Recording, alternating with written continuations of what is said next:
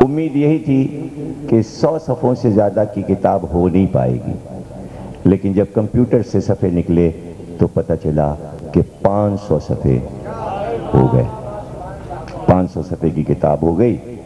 اور یہ کتاب جو ہے ہمارے اکبر صاحب یہاں تشریف فرمائے جنہوں نے بہت خوبصورت چھاپ دی، تو یہ کتاب آپ پڑھیں گے، اس میں سے کچھ حصے ہم آپ کو سنائیں گے۔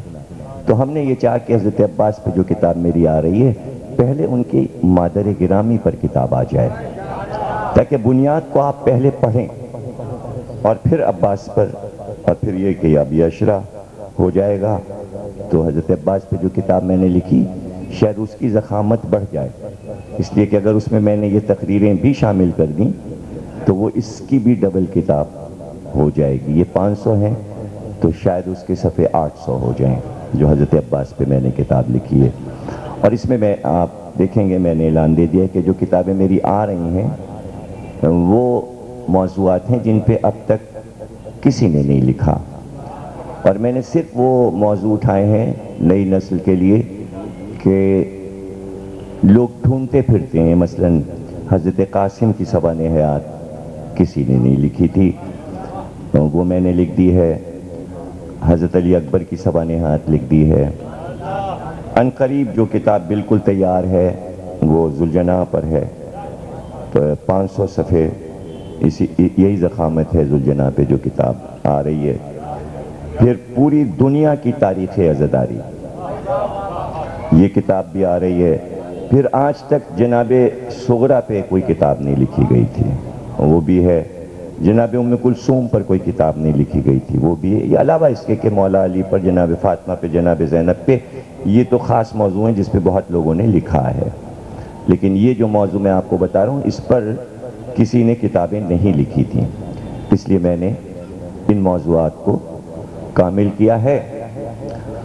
اب کوئی لے خریدے یا نہ، لیکن ہم نے اپنا کام کر دیا ہے، ہم نے اپنا کام کر دیا ہے۔ اب جو شوقین ہوں گے، اور شکر ہے کہ لاہور کے اشرے میں ہماری یہ 100 کتابیں لوگوں نے لی۔ 100 آدمی بہت ہوتے ہیں اگر 100 آدمی کتاب پڑھیں، اور تقریباً 40-50 لوگوں نے ملتان میں لیا۔ تو اب یہ کراچی پاکستان کا سب سے بڑا شہر ہے۔ دیکھنا یہ ہے کہ لاہور اور ملتان سے کم رہتے ہیں یا کراچی کے لوگ آگے بڑھتے ہیں۔ مطالعے کا امتحان ہوگا، میرا یہ سروے ہو جائے گا، پتہ چل جائے گا کہ کتنے۔ اب رہ گیا یہ کہ پیسے وغیرہ اس کی بات ہم سے نہ کیجیے گا، اس لیے کہ آقا محسن حکیم آیت اللہ کہتے تھے کہ کتاب خریدنے کے لیے کبھی یہ نہ کہنا کہ مہنگی ہے، پیسے نہیں ہیں، بلکہ انہوں نے کہا اسٹوڈنٹ سے، اپنے تمام شاگردوں سے، کہ جسم کا لباس بھی بیچنا پڑے، گھر کا سامان بھی بیچنا پڑے تو وہ بیچ دینا، کتاب خرید لینا۔ پڑھنا ضرور، کتاب پڑھے بغیر سب بیکار ہے۔ اور پاکستان میں یہ بیماری عام ہے کہ کتاب نہیں پڑھتے،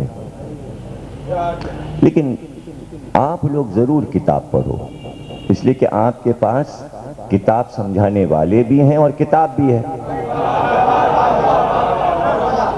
وہ بیکار ہے کہ کتاب لوگ تو خرید رہے ہیں اور خرید کے رکھ لی تاج کمپنی کا قرآن، لیکن سمجھانے والے ان کے پاس نہیں ہیں۔ اگر سمجھانے والے ہوتے تو کتاب سمجھ میں آ چکی ہوتی۔ تو ہم اس میں آپ کے لیے مطالعے کو آسان بنا رہے ہیں۔ اب دیکھیں تحقیق کتنی مشکل منزل ہے، اور جب 1400 برس میں مورخین نے بغیر ریسرچ کے روایتیں لکھ دی ہوں تو ان کو پرکھنا کتنا مشکل ہے۔ اب دیکھیے میں مثال دیتا ہوں، تین چیزیں حضرت عباس کی سوانح حیات سے ہم لیتے ہیں اور لے کر کتابوں سے آپ کو سمجھاتے ہیں کہ تحقیق کسے کہتے ہیں۔ اچھا، اب ہر دور کا مورخ جو حضرت عباس کی سوانح حیات لکھ رہا ہے وہ تین چیزوں کو چاہتا ہے کہ تینوں چیزیں وہ ایک وقت میں ثابت کر دے اور تینوں باتوں کو منوا لے۔ لیکن تینوں باتیں الگ الگ سمت میں جا رہی ہیں. اب وہ کیا ہے؟ تین باتیں. پہلی بات مورخ یہ لکھ رہا ہے کہ حضرت ام البنین کی شادی جناب سیدہ کی وفات کے بعد مولا علی سے شادی ہو گئی. سمجھے نا؟ یعنی وہ یہ چاہتا ہے کہ جناب سیدہ کے فوراً بعد یہ ثابت کرے کہ علی نے جو دوسری شادی کی وہ مادر عباس سے کی، یعنی ام البنین سے کی. یہ بات وہ منوانا چاہتا ہے، مورخ اصرار کر رہا ہے اس پر. وہ چاہتا ہے کہ ام البنین کو اولیت دے بعد سیدہ، اس لیے وہ بضد ہے کہ جناب سیدہ کے بعد جو شادی وہ دکھائے ام البنین کی. ٹھیک ہے صاحب، چلیے مان لیجئے، مورخ کی بات مان لیجئے، کیسا ہوا ہوگا. اب دوسری بات وہ کہتا ہے کہ حضرت عباس شادی کے 1 سال بعد پیدا ہوئے، اور پیدا ہوئے 26 ہجری میں، تیسری خلافت کے دور میں 26 ہجری میں. اس پر بھی بضد ہے کہ 26 ہجری منوائے. اب تیسری بات وہ یہ کہتا ہے کہ کربلا میں عباس 32 برس کے تھے. ایک ہی وقت میں 3 باتیں منوانا چاہتا ہے. ام البنین کی شادی دکھانا چاہتا ہے جناب سیدہ کے فوراً بعد، 26 ہجری میں ولادت دکھانا چاہتا ہے، کربلا میں عباس کو 32 برس کا دکھانا چاہتا ہے. اور تینوں باتوں پہ بضد ہے، اور یہ نہیں دیکھ رہا کہ یہ تینوں باتیں ٹیلی نہیں کر رہی ہیں. اب اگر آپ یہ نظر میں رکھ کے پھر کتابیں ساری پڑھ ڈالیے حضرت عباس پر تو آپ الجھن میں پڑ جائیں گے. تینوں باتوں پہ اصرار کر رہا ہے. اب آئیے دیکھیے، بی بی کی شہزادی کی شہادت ہوئی 11 ہجری میں، اس کے فوراً بعد ہے 12 ہجری. اگر ام البنین کی شادی 12 ہجری میں ہوئی تو 12 ہجری سے 61 ہجری کتنے برس بنے؟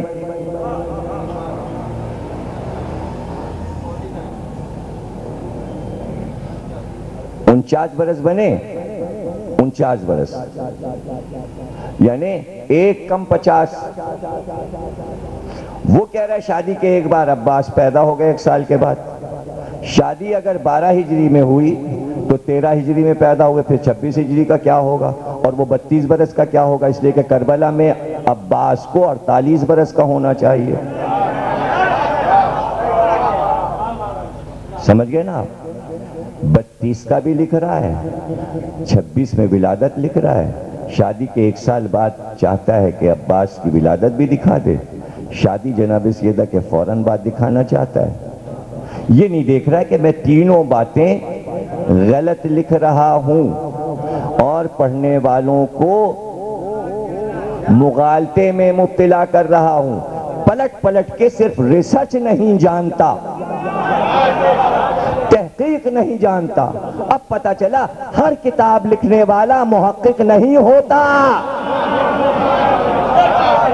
میں آپ کو مشکلات بتا رہا ہوں، آپ میری مجلس کا موازنہ کرتے رہتے ہوں گے ذاکروں سے، لیکن کبھی آپ نے یہ نہیں سوچا کہ ضمیر اختر نے کن مشکلات میں یہ لفظ ہم کو سنائے ہوں گے، کتنی ریسرچ کی ہوگی، کدھر کدھر دیکھا ہوگا کہ یہ لفظ کہیں غلط نہ ثابت ہو جائے. اس لیے کہ ٹیپ کا زمانہ ہے، لوگ ٹیپ لا کے سنا کے کہہ سکتے ہیں یہ پڑھا. سمجھیں نا آپ؟ دیکھیے قلم میں آدمی پھنس جاتا ہے. پہلے تقریر میں آزاد تھا، جو چاہے کہہ دے، محفوظ تو ہوئی نہیں آواز. اب سائنسدانوں نے اس آواز کو بھی محفوظ کر دیا، جیسے قلم کا لکھا ویسے ہی زبان سے کہا ہوا. اور یہ زیادہ آسان ہے کہ سی ڈی لگائی کمپیوٹر پہ، کہا دیکھیے آپ نے یہ پڑھا، ذرا دیکھیے. آپ یہاں کہہ رہے ہو کہ شادی ام البنین کی 12 ہجری میں ہو گئی، اور آپ نے یہ بھی کہا کہ عباس 32 برس کے تھے، اور آپ نے یہ بھی کہا کہ شادی کے 1 سال کے بعد پیدا ہو گئے، تو عباس کی عمر تو کربلا میں 48 برس کی ہو رہی ہے. اگر 13 ہجری میں پیدا ہوئے تو پھر آپ نے 32 کیوں لکھا؟ تو اگر آپ نے ہمیں ریکارڈ سنا دیا تو اب ہمارے پاس کیا جواب ہے؟ زیادہ سے زیادہ ہم یہ کہیں گے ارے صاحب جو لکھا ہے وہ پڑھ دیا۔ یہی تو مسئلہ ہے کہ ہم نے 40 برس میں جو کچھ پڑھا ہے آپ کے سامنے، جو لکھا تھا وہ نہیں پڑھا، جب تک کہ طے نہیں کر لیا کہ صحیح کیا ہے، جب تک کہ یہ طے نہیں کر لیا کہ صحیح کیا ہے، ہم نے آپ تک بات نہیں پہنچائی، ہم نے آپ کو کبھی مغالطے میں نہیں ڈالا۔ کیوں نہیں ڈالا؟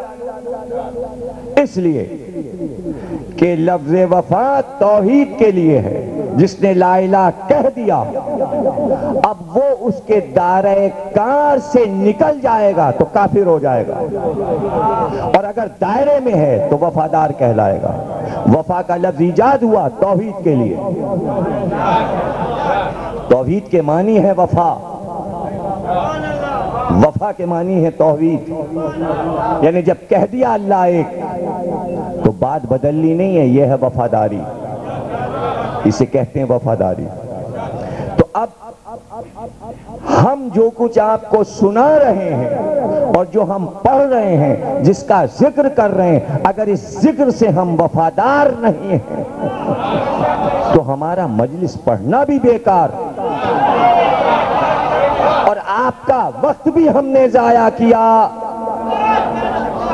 اتنے سینکڑوں ہزاروں لوگوں کے وقت کو خراب کرنے کا بھی ہم پر عذاب ہوگا اگر غلط بات پہنچا دی۔ اگر 1400 برس پہلے مسلمان حدیث پیغمبر کو پرکھ لیتے تو سمجھ لیتے کہ ان حدیثوں سے 14 صدیوں میں کتنے لوگوں کے وقت برباد کریں گے ہم۔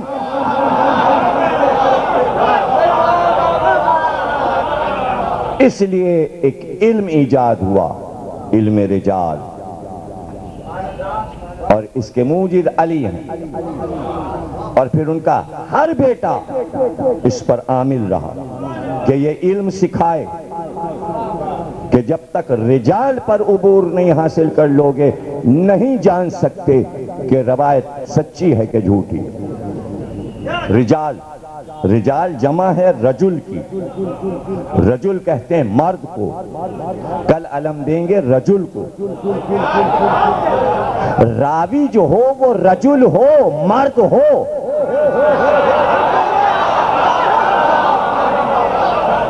یعنی بات کا وفادار ہو، جھوٹ نہ بولا ہو، اپنی طرف سے روایت میں کچھ ملایا نہ ہو، اسے کہتے ہیں علم رجال۔ اس کے لیے پہلی شرط یہ ہے کہ سچا ہو، صادق ہو، کبھی جھوٹ نہ بولا ہو راوی نے۔ اگر عمر میں کبھی اس کا جھوٹ پکڑا گیا تو جتنی سچی روایتیں بھی سنائی ہیں سب اس کے کھاتے سے نکال دی جائیں گی، وہ راوی نہیں رہے گا۔ یہ ہے علم رجال۔ ایک بار اگر جھوٹ بول دیا اس نے پکڑا جائے گا۔ جب تک کہ یہ علم نہیں ہے مسلمانوں کے پاس، آپ ڈھیر لگا دو حدیثوں کے، بیکار، اور پھر بتا دیا کہ رجال کے ساتھ ساتھ یہ دیکھ لینا کہ حدیث قرآن کی آیت کے مطابق ہے یا نہیں۔ ابھی میں نے آپ کو ایک آیت سنائی تھی اور ایک حدیث فوراً سنائی، دونوں مل گئی نا، وہاں ابنانا اور یہاں کہا ہیں صلب علی سے میرے بیٹے، وہ آیت ہے ابنانا اور یہ حدیث ہے، دونوں مل رہی ہیں نا، دونوں ایک دوسرے کی ضد تو نہیں ہے، بانٹ ٹکرا تو نہیں رہی ہے۔ لیکن اگر یہ کہہ دیا جائے حدیث میں کہ رسول یہ کہہ گئے کہ نہ میں کسی کا وارث ہوتا ہوں نہ میں کسی کو وارث بناتا ہوں، تو اب اس حدیث کو قرآن میں دیکھا جائے گا تو قرآن میں 2 جگہ یہ آیا کہ زکریا نے کہا کہ مجھے بیٹا دے تاکہ میری زمینوں کا وہ وارث بنے، داؤد نے سلیمان کو اپنی زمینوں کا اور مال کا وارث بنایا۔ تو نبی وارث ہوتا بھی ہے، وارث بناتا بھی ہے۔ یہ حدیث کیسے آئی؟ سید